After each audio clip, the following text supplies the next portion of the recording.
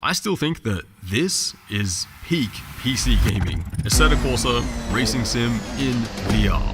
But there's still room for improvement. The Quest 3, for example, has some of the best lenses that I've tried on any VR headset, but it's got a pretty low contrast LCD panel. You get a ton of contrast on this though, the behemoth Pimax Crystal Light. Some of the best specs that you'll find out there, mini LED panels, an unreal audio system. But yeah, this thing weighs over 1 kilo. So then something way lighter, the Bigscreen Beyond 1. This thing is ridiculous. It has actually OLED panels as well. It's the most comfortable headset that I've tried. These lenses though are far from the best. As you get towards the edges, they fall out of focus pretty quickly.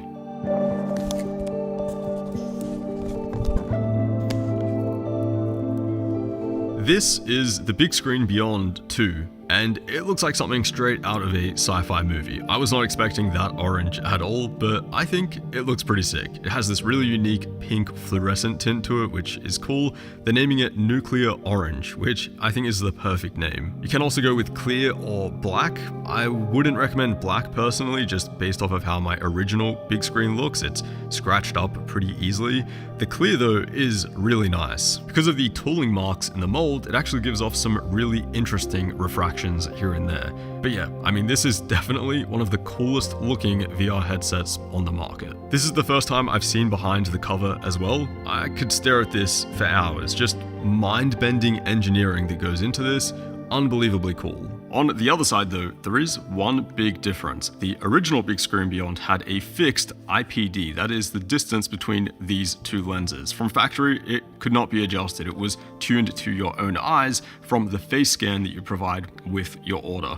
This also meant though that if you wanted to lend your headset to a friend or maybe sell it afterwards, that next person would have to have the same IPD as you. It also meant that if your face scan was not done 100% correctly, you would get a headset that was made incorrectly. On the new model though, it is completely adjustable. They give you a little tool in the box to mechanically adjust each individual lens, and you've got some markers there to make sure that everything lines up properly. Believe it or not, they actually made this thing even lighter than before. 110 grams just for the goggles by themselves.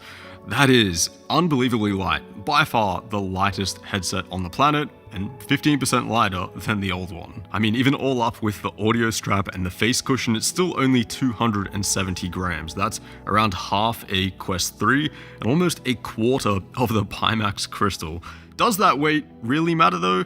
I mean, if you're doing like Beat Saber and moving around VR stuff, yes, it absolutely does matter. But for what I'm doing, stationary racing sim, pretty much exclusively in VR, it doesn't matter nearly as much. Still something that you will want to consider though if you're doing really, really long sessions. I though am willing to wear a much heavier headset. I mean, way heavier headset if it means a significant bump in specs, and I replaced my Bigscreen Beyond 1 with the Pimax Crystal for that exact reason. This has better lenses, higher resolution, and a higher refresh rate as well. It can do 2880 by 2880 per eye at 120 Hz, which just completely blows my mind. But what about the Bigscreen 2? Well, actually, there's no spec bump at all versus the original. It's using the exact same micro OLED displays as the Bigscreen 1, which not so much a bad thing, right? They're still 2560 by 2560 resolution per eye OLED displays. It can do 75 Hz natively or 90 Hz with some upscaling. That's still a little bump over the Quest 3 and the Valve Index, but those headsets have been out for a little while now. So yeah, in terms of specs, it actually loses to the Pimax Crystal Light, which I reviewed a few months ago. And I mean, Pimax have some really beefy spec'd headsets coming out just around the corner, which I cannot wait to try. But yeah, Bigscreen Beyond 2, same specs as the original. You could assume the image quality would be about the same as well, but there you could not be more wrong. The biggest improvement on the Bigscreen 2 are the lenses. They are absolutely incredible. They are the clearest, most comfortable lenses that I've used on any VR headset. I've run some back-to-back comparisons between this and the Quest 3, which up until now has been in a league of its own when it comes to the optics and the lens quality. And while the focus sweet spot is similar between them, the Bigscreen 2 actually has noticeably less chromatic aberration across the entire field of view. Looking into this headset through these lenses, I mean, it might have exploded my brain. Especially when you compare the size of these lenses to the giant ones on the Quest 3, it just doesn't make sense. They're clearer, they're more comfortable to look through, they have less chromatic fringing, and they even have a wider FOV. Whoever did this 992 GT3 RS mod in Assetto Corsa, I mean, deserves an award. It looks unbelievable. I can see all the textures, all the detail. It is ridiculous on the big screen too. Those optics are such a huge upgrade, I cannot overstate it enough. It's not like a small difference that I'm exaggerating.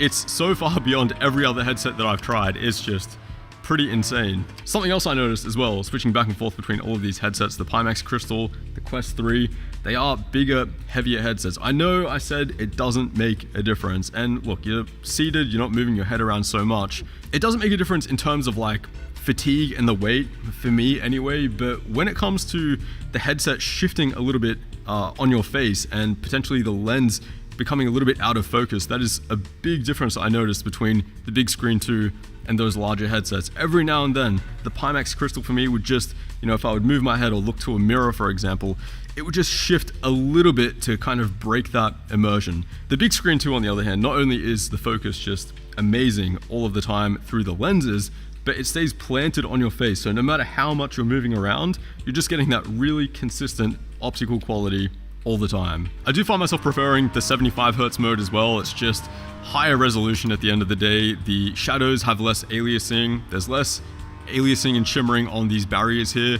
If something looks more real, then it's gonna feel more real, and that's basically my experience. The thing about refresh rates in VR as well, it's not like 75 Hz on a gaming monitor, for example, where you would flick your mouse back and forth really quickly and you would see like individual frames juddering back and forth. Here, I mean, I can shake my head really, really fast, and it feels like it's an infinite refresh rate in a way. There has to be some tricky reprojection happening here.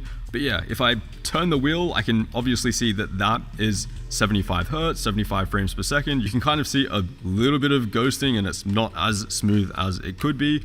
But yeah, in terms of like moving around, moving your head, which I think is actually the most important thing when it comes to refresh rate, it still feels incredibly responsive and smooth. But yeah, the FOV, noticeably wider than the Pimax Crystal, noticeably wider really than anything else that I've tested. The closest would be the Quest 3, but this to me even feels wider than that. I've also been using the audio strap accessory for most of my testing, and it's pretty decent. It plugs right into the headset, gets more than loud enough, has a pretty clean neutral sound to it. The audio quality won't blow you away like a pair of expensive in-ear IEMs, but I do think I prefer the more open sound of this. This way I can still hear my paddle shifters, my pedals, any phone notifications that come through, and it is really nice not having to worry about extra cables. I won't lie, they do feel a little bit flimsy compared to how Pimax has done it, although it's completely intentional to have them rotating and flexible like this. They don't sound as beefy either, but yeah, one thing's for sure, they are super, super comfortable. Imperfect lenses have been the bane of VR, at least for the ones that I've tried so far. It doesn't matter how many pixels you're pumping into a headset or what the refresh rate is, if the lenses are not near perfect in terms of optical clarity and focus and, free of visual artifacts, then those specs literally don't even matter. The big screen 2 fixes those imperfect lenses, and again, take a look at the form factor. It is ridiculous. Not only is it super comfortable for your face, but also for your eyes as well. I can do multiple hour stints with this thing and have zero eye fatigue whatsoever. It does actually make these much larger headsets look pretty pointless. Now that the lenses have been almost mastered, yeah, now we can start talking about high resolution and refresh rate for a big screen 3, for example. More pixels could help resolve that little bit of aliasing and stair-stepping that I'm still seeing on tracks here and there, shadows and fences, for example,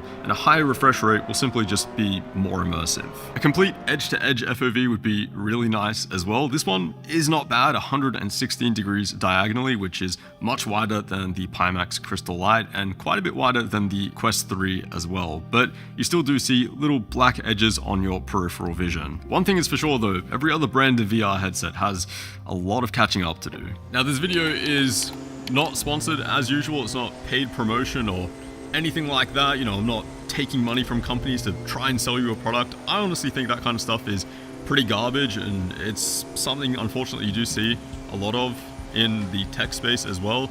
At the end of the day, this channel is just me testing out the latest stuff, you know, whatever arrives here at the studio, I'll test it out, and if it's better than last time, I'll make a video. If it's not, then it usually doesn't make the cut. There is a link down below to the product, of course, but even that is not an affiliate link. What I'm saying is, I understand I'm hyping up the product quite a bit, but that's only because it is a genuine, like, mind-blown experience, and even compared to the last gen, it is actually like a pretty massive leap. If you have a racing sim, and you've at least got the basics covered, like a wheelbase and a good set of pedals, then man, this has to be the next thing that you buy. Like, you will not be disappointed in the slightest.